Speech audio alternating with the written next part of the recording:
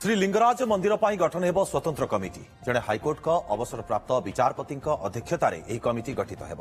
समस्त निजोगों सह आलोचना कर नीतिकांति उपर विचार करिब कमिटी विभिन्न निजोग पाखरे थिबा भिन्न भिन्न सेवा एवं रेकर्ड जांच कराजिब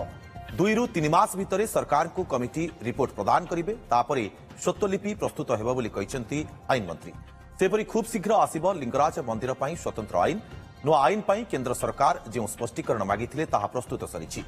बदलिबा परे ड्राफ्ट होइछि ताहा केंद्र सरकार और राष्ट्रपति अनुमोदन पाई जिवो बहुत शीघ्र लिंगराज मंदिर पर स्वतंत्र आईन आसिबो एवं नीतिकांति को व्यवस्थित कराइबा पई जहा आवश्यक सरकार करिवे बोली कहिसेंती आईन मंत्री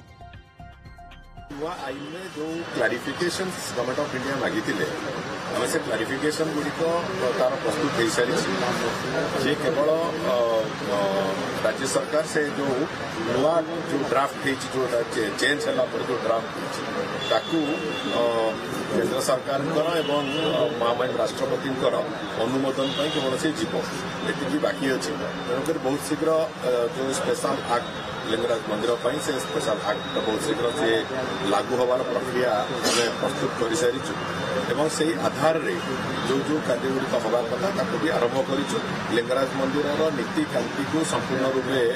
पुणी आउे व्यवस्थित करवाई गोटे ढांचारे पकईवाई जहाँ जहाँ आवश्यकता अच्छे से कथा को आधार कर